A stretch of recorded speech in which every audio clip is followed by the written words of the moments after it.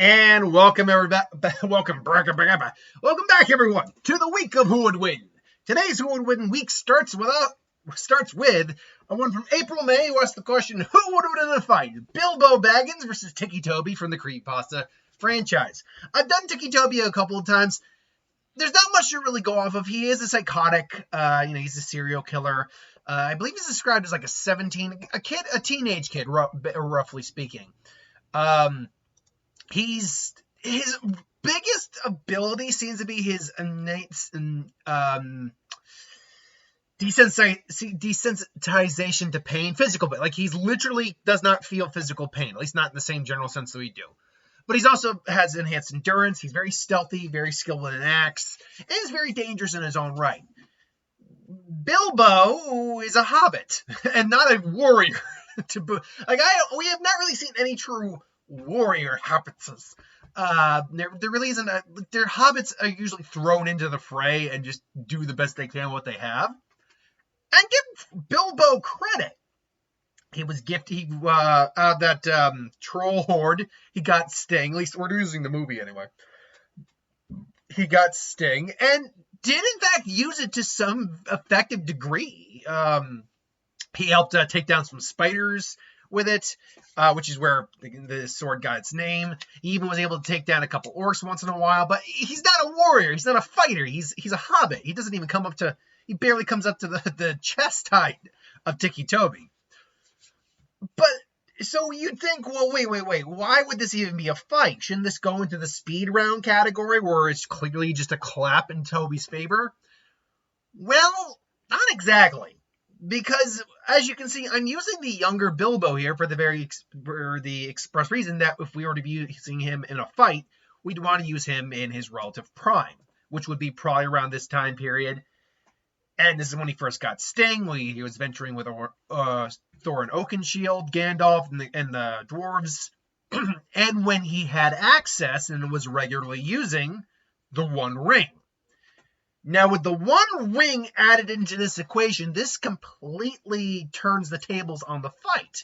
Because the One Ring, again, I've always...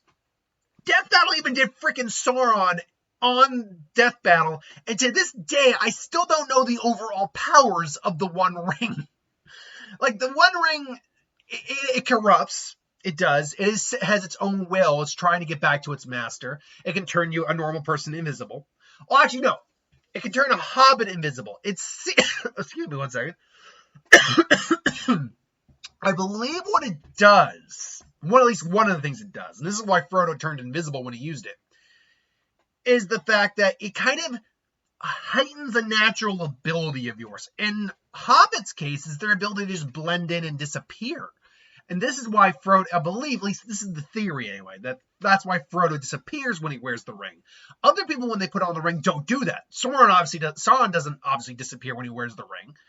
And most likely the ring is doing some sort of enhancement to him, to its user as well. At least in Sauron's case, it's in some sort of enhancement. And it does have the ability to have dominion over the rings of man and dwarves, if I'm not mistaken. The elven rings are not bound by the One Ring. They're immune to that. But yeah, so that's why I believe hobbits disappear.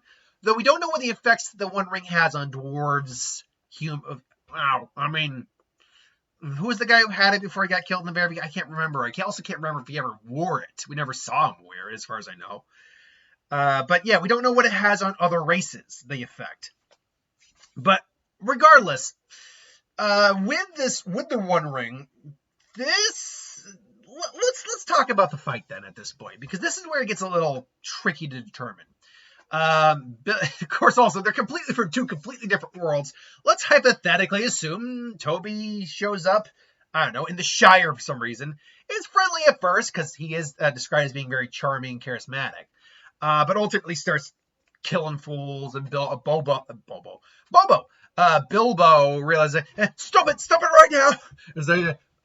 Sorry, but you guys are in my way. But anyway... But if you wish to go die along with all these nice folks, you can do that too. Like, he's a very civil killer for what it's worth. He's still a killer, very much so, but he's more kind of like a Hannibal Lecter type a little bit. He like throws an axe at Bilbo, who brings out Sting's ting, but Old Man's like, oh, he's like, oh, you're actually got a blade. Interesting. All right, I can play. And he comes in, and Bilbo's just, I was like, well, man, you know, I was hoping for something a little bit more fun, and Bilbo's just, what the, what? All right, this is, and Bilbo's on, and he just, you know, stabs Tobey right in the side, and then just, now, it's interesting because not only does the Hobbit wearing the ring disappear, any weapon they're holding or using is also visible too. I wonder though if the blood would be visible, because now a weapon coated, because we never see that. We never see the weapon they're using coated or bloodied at all from attacking someone invisibly.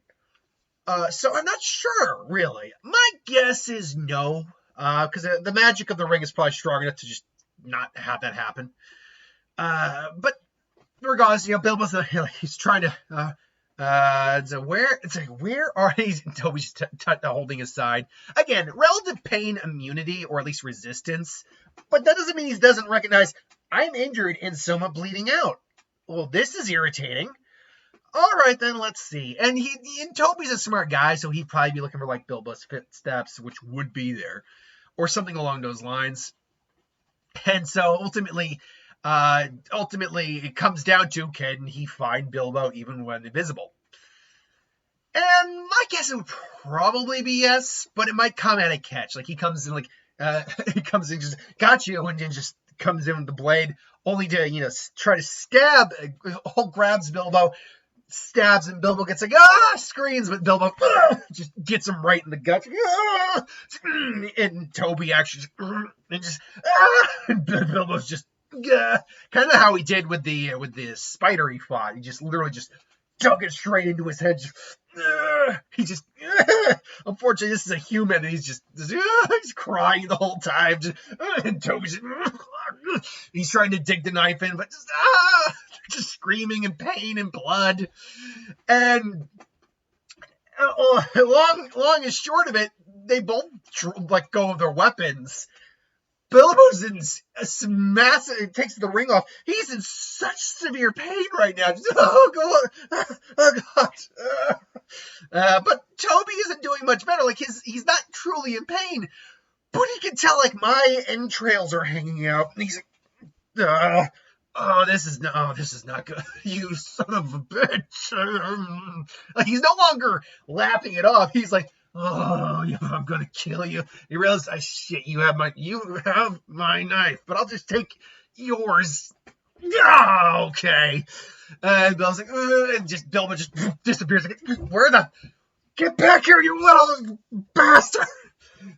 And finally, and basically, this just comes down to wait him out and let him bleed out. That's what this fight ultimately comes down to, is who's just gonna bleed out first. And unfortunately, believe it or not, I think it's going to be Toby, because of just, again, Toby usually wields an axe, or he's got knives.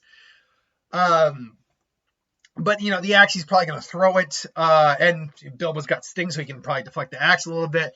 And if he's going for and I don't see Bilbo getting hit by the axe is the big thing. He's going to get hit more with a blade or something like that. And Toby's just a physically more powerful individual. But the One Ring throws this fight completely out of balance, because it is magic and it's something that Toby can't do anything against. And because of this, Bilbo is able to just kind of sting him, if you will. Just boo, boo, boo, boo, boo, boo, boo, jab, jab, jab. Just get a good couple shots in, start causing him damage enough that he's going to be in trouble. And eventually, if he gets pinned, which I imagine would happen, and Toby stabs him, probably in his shoulder or his arm or whatever, and Bilbo just stabs willy nilly. Well, Sting is a lot larger than it's described only as more or less a dagger. It's like above a dagger, but below an actual sword. It's kind of like what's the best way to put it? It's kind of like a short sword, like a glaive, I think it's called. It's kind of like that.